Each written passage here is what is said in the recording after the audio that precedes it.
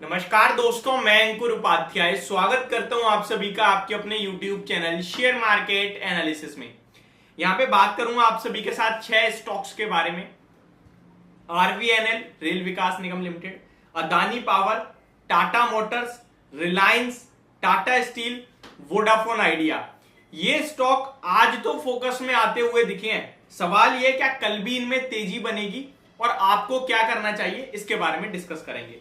सबसे पहले मैं आपको ग्लोबल मार्केट्स का अपडेट दे देता हूं, जो अभी ओपन हो चुकी है यूएस मार्केट। अमेरिका के बाजार से क्या संकेत आ रहे हैं और कल के लिए क्या आपको रणनीति बनानी चाहिए। देखिए, वैसे तो मैं कहूंगा कल के लिए आपको कोई रणनीति नहीं बनानी चाहिए और टेंशन फ्री होके सो जाइए। आपने पोजीशन ले ली है तो भी और नहीं ली है तो भी। नहीं लिए तो खैर सो ही जाओगे। लिए तो मैं इसलिए कह रहा हूं क्योंकि आप कितने भी संकेत देख लो, वो शुरुआत के 10-15 मिनट ही दिखेंगे जहां पे आप ओपन होते ही अपनी पोजीशन कट कर दो, क्योंकि उसके बाद 11:15 बजे आरबीआई की पॉलिसी है जिसके बाद सब कुछ अपने हिसाब से ही ट्रेड होगा, तो वो सबसे बड़ा इवेंट हो जाएगा। प्लस कल एक्सपायरी भी है, तो वो देखने वाली बात है कि कल कहां पे डाटा फॉर्म होता है। तो ये दो बड़े इवेंट्स हैं कल के सेशन में। अगर ग्लोबल मार्केट्स का अपडेट दूं तो यूरोप के बाजार आज लाल निशान में ट्रेड कर रहे हैं, बट एक छोटी सी लाल नहीं, मतलब फ्लैट कह सकते हो आप। फिटसी 3 पॉइंट्स नीचे है, डेक्स 31 पॉइंट नीचे है, कैक 6 पॉइंट नीचे है, तो कुछ भी नहीं है, मतलब फ्लैट टू नेगेटिव है। यूएस मार्केट्स की बात करें तो डाउ जोन्स में 30 पॉइंट्स की तेजी है, लेकिन नेस्डेक इंडेक्स में बड़ी गिरावट आ रही है, ऑलमोस्ट आधे % से ज्यादा की गिरावट है। लेकिन रसल 2000 आज भी 0.25% की तूफानी तेजी में, यानी कि स्मॉल कैप में कल भी तेजी बन सकती है। तो small cap, mid cap, cash market के स्टॉक अभी भी रैली कर रहे हैं और कल भी कर सकते हैं, ऐसा अमेरिका के बाजार से संकेत आ रहे हैं। अब आते हैं स्टॉक्स पे। तो आरवीएनएल आज दोबारा से फोकस में आया। उसके पीछे का रीजन था सर्किट फिल्टर रिवीजन। आज के सेशन में स्टॉक्स के कल रात में ही खबर आ गई थी कि स्टॉक्स के सर्किट जो फिल्टर है वो रिवाइज हुए हैं। आरवीएनएल का 5% से बढ़कर 20% का हो चुका है। तो इसी के दम पे आज स्टॉक काफी बढ़िया तेजी में रहा। 132 का हाई लगा स्टार्टिंग में, 127 के लेवल्स पे क्लोजिंग देता हुआ दिखा है। अच्छी खासी तेजी में दिखा है, 7.5-8%। स्टॉक की बात करें तो जिनके पास है उनके लिए तो काफी अच्छा है। दोबारा से मुझे लगता है जो भी करेक्शन थी, जो प्रॉफिट बुकिंग थी, जो कंसोलिडेशन था, वो खत्म हुआ, दोबारा ऊपर जाने की तैयारी में है। तो स्टॉक में 117 के स्टॉप लॉस के साथ आप पोजीशन बनाएं और होल्ड कीजिए।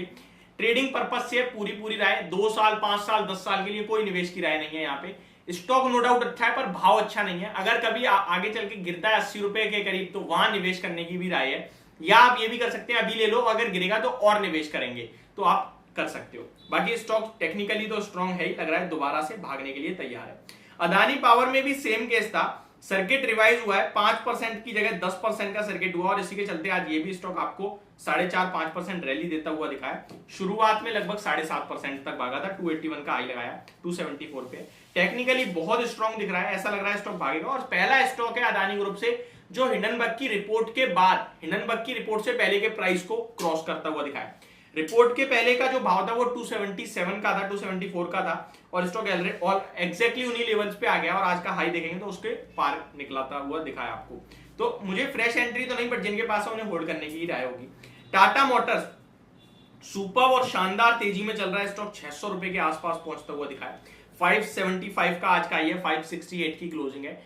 सेकेंड हाफ में ऑटो स्टॉक्स में स्पेशली 4 व्हीलर्स में थोड़ी करेक्शन आई है, चाहे वो एमएनएम हो, चाहे वो मारुति हो। तो मुझे लगता है इसमें कल आपको एक प्रॉफिट बुकिंग आते हुए दिख सकती है। अदरवाइज ये सुपर दिख रहा है टेक्निकली। तो किसी के पास है तो उनके लिए स्टॉप लॉस 555 का होगा, होल्ड करने की राय है। और कोई लेना चाहता है तो डिप्स में 555 के स्टॉप लॉस से आप ले भी सकते हैं। वैसे तो ये बहुत ही शॉर्ट स्टॉप लॉस है, डीप रखेंगे तो 535 का निकल के आ रहा है। अदरवाइज स्टॉक क्योंकि 2 दिन में ही भाग गया है, अदरवाइज कोई स्टॉप लॉस है नहीं नियर बाय, तो फ्रेश एंट्री नहीं लेनी चाहिए मुझे लगता है। और जिनके पास है वो अपने ट्रेल करते चले। रिलायंस इंडस्ट्रीज, अब अगर रिलायंस की बात करें तो ये अभी तक चला ही नहीं है, और चलेगा भी क्यों? क्योंकि लीडरशिप तो स्मॉल कैप और मिड कैप से आ रही है, लार्ज कैप तो अभी चले ही नहीं है। बट ये स्टॉक भी टेक्निकली इंटरेस्टिंग होता हुआ दिख रहा है। 2498 पे बंद हुआ है। मैंने 2 दिन पहले एक अगले 3 महीने के लिए पोर्टफोलियो शेयर करी है 6 स्टॉक्स की, जिसमें रिलायंस का नाम भी है। 2650 के टारगेट दिए, 2477 पे रिकमेंड करा है और अभी 2498 पे, तो 20 रुपए वहां से ऊपर ही है। स्टॉक में शॉर्ट टारगेट जो दिख रहे हैं वो 2530 रुपए तक के दिख रहे हैं। तो ये स्टॉक अब मुझे लगता है लीडरशिप लेने वाला है 1-2 दिन में। यहाँ आप फोकस बना के रखें, बाय साइड पे ही रहना चाहिए। स्टॉप लॉस की बात करें तो आपका स्टॉप लॉस 2455 का निकल के आएगा। नेक्स्ट स्टॉक है टाटा स्टील। देखिए मेटल्स में बढ़िया मूव आता हुआ दिखा है और ये मैं आपके साथ लास्ट फ्राइडे से शेयर कर रहा हूं कि चाइना से जो खबर आई है वो खबर काफी पॉजिटिव है और मेटल्स में ध्यान देना है। इसीलिए मेरी अगले 3 महीने की पोर्टफोलियो में दो मेटल स्टॉक ही है। आपके लिए एनएमडीसी और हिंडाल्को शेयर करा हुआ है। 420 के लेवल्स पे हिंडाल्को किया है, ट्रेंड पे खरीदने के लिए बोला था, ऑलमोस्ट 13 का आज लो लगाया और 109 पे एनएमडीसी शेयर करा हुआ है। 440 के टारगेट्स हिंडाल्को में और 120 के टारगेट्स एनएमडीसी में। टाटा स्टील भी स्ट्रेंथ में है, लग रहा है स्टॉक ऊपर जाना चाहिए, बट अगर 109 की गिरावट आए तो वहां बढ़िया मौका बनेगा खरीदारी करने का। बाकी स्टॉक 114 116 तक जाता हुआ दिख रहा है। वोडाफोन आइडिया, एमटीएनएल का आज कहीं ना कहीं प्लान आया भैया 89,000 करोड़ का, उसको दोबारा से जगाने की कोशिश करी जा रही है और वोडाफोन आइडिया भाग गया। तो खबर किसी की, स्टॉक कोई भागा है, बट ओवरऑल आइडिया के स्टॉक में दम नहीं दिखती मुझे, तो इसको अवॉइड करने की राय होगी। आज तेजी आई है, इसी तरीके से स्टॉक भागता है, जब भागता है तो वन साइडेड भागता है और गिरता भी वन साइडेड है, तो उछाल में निकलने की राय होगी, कोई फ्रेश एंट्री की राय नहीं होगी। तो ये मेरी तरफ से आपके लिए वीडियो थी। होप आपको वीडियो समझ और पसंद दोनों आई होगी। Thank you so much for watching this video. Have a great day guys.